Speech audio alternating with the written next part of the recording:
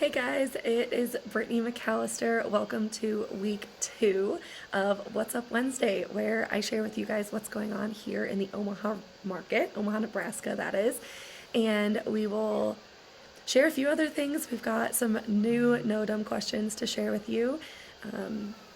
So yeah, you can tell the video quality is a little bit questionable, and I'm also not in my office.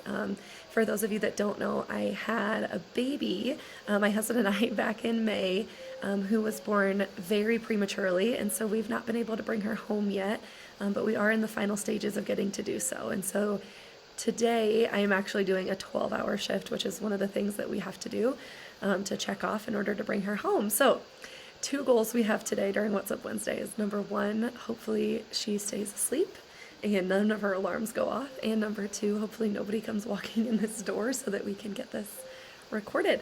So we'll make it pretty fast here today. I want to jump in first with our market update. So this week there are currently, as of earlier this morning, 503 existing homes, and that's in Douglas and Sarpy County. 503 existing homes. That is single family, no new construction in those numbers. I did pull up just completed new construction homes, and there's about 174 completed new construction homes, or completed as they're reported in the MLS, which means right now in Douglas and Sarpy County, there are 677 homes that are for sale. Which is about where we were at last week. 503 existing is actually a little bit less than we were at last week. And for those of you who are like, nobody buys in the winter, it's a terrible time to sell. Well, just in the last week alone, from last week when we recorded a video to this week, there have been 140 single family homes that went under contract, which is crazy. So the market is heating back up. A lot of people are projecting that the spring market will be here sooner than we think, and I agree with that. So we've also got a awake baby over here, so we'll keep things moving.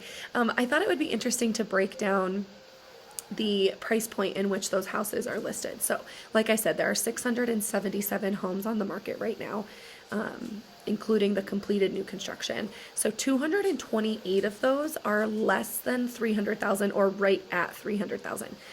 And then 218 of those were in the price point of 300 to 500,000. And the remainder of those were, over $500,000. I thought it was interesting that kind of the rule of thirds, and that's really what that was. So a third of them are less than 300, which is probably right in our kind of first-time homebuyer price point these days. A third of them are in that 300 to 500, kind of that move-up price point, and then the remainder were 500 plus. So just thought that was interesting to note when it comes to price point. And for those of you who don't know what the price points in Omaha look like, that gives you some insight there. Next up, we are going to do some no dumb questions. I wish Liv was here to read them to us, but you've got me and Morgan, who is maybe falling back asleep. So no dumb question number 1. This is a question I actually got this week from a client, which is, again, no dumb questions. It's actually good, I think, to bring these conversations up and to have these questions because it just allows us to have a better partnership when we're working together and get you to your goal faster when you are buying or selling. So question number 1 was, is it okay to look at homes that are over my budget? I think that's a great question. That's a fair question. In this case, they were asking, could we look at homes that were closer to 350, even though we want to stay, right around 300 or 325. And in a different world, that might be okay. And it truly depends on the situation. If there's been a home that's listed on the market for, over 30, 45 days, and it is listed, maybe a little bit higher, and we think, hey, there might be some wiggle room, either I can talk to the agent and kind of get a gauge of what the situation is. My general rule of thumb, though, is no. You don't want to look at houses that are over your budget for 2 reasons. Number 1 is if we make a precedent to go look at houses that are listed over what you can afford, not every seller is going to be willing to come down on price. And so now we've seen this beautiful home that's maybe over what you're willing to pay or willing to spend, and now we're going to compare all the other houses we see to that house that was outside of your price point, and that just sets us all up for failure. It's just not a fun scenario. I speak from experience when I talk about that. the next thing is that, like I said, especially if the spring market is going to be here sooner rather than later, we could get into a world where multiple offers are a thing again. And if we're already starting on the top end of the budget at the houses we're looking at, top end or even higher, if it is a situation where there's multiple offers, now you won't be able to go see that. Now you won't be able to make an offer on that house. Or if you do, it's probably not even going to be considered by the seller because there's some that are going to be higher. And so really that just comes down to setting you guys up for success as buyers. And so my rule of thumb is like, don't go look at houses that are listed over what you can afford. But that was a good question. And question number 2 is, if I can read my handwriting, question number 2 is, is a home inspection required for a loan? And that's a really good question. I get that question a lot, especially when it comes to FHA and VA. A lot of times there's some misconceptions with what those loans require for an appraisal, and no home loans require a home inspection in the terms that maybe you're thinking. So FHA and VA, and conventional for that matter, for the most part, unless you get an appraisal waiver, will require a home appraisal.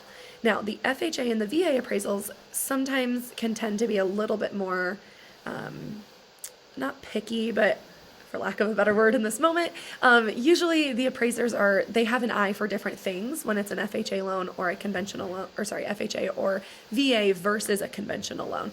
And so those appraisers are looking for different things. For example, with FHA and VA, on exterior paint, you're not allowed to have peeling paint on the exterior.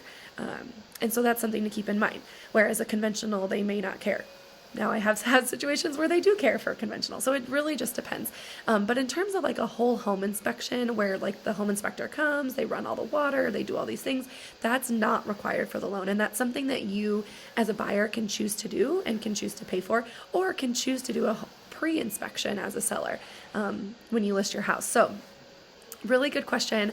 I get that one a lot. And so yes, home inspections are optional and you can choose to add them on as part of your purchase agreement. And then the terms are negotiable between the buyer and seller. So good question there. Please keep submitting these questions. Some of these questions have been submitted by you guys, and then some of them are just conversations that I have with clients day to day. And so those are really good, just learning lessons for all of us and things I can bring to you. So the last thing I want to talk about, I just want to say thank you guys for watching. The last video got more views than I thought it would, so I don't know if you guys are watching as agents or potential clients. Really my goal for doing this What's Up Wednesday is 3 things. I want to inform.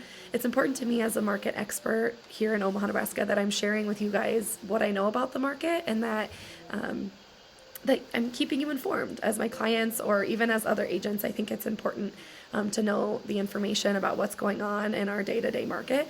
And then the second thing is, so I want to inform you, and then I also want to relate to you. So it's important to me that, I'm not necessarily showing up every week with full glam or even at my office or with the best video quality of all time, because that's not necessarily real life. You get the raw, edited, or unedited, I should say, version of this video. And I think that's important because not everybody shows up, in their perfect self all the time. And so as a realtor that wants to represent buyers and sellers, I think it's important that you can tell that I'm relatable and just know what I'm talking about.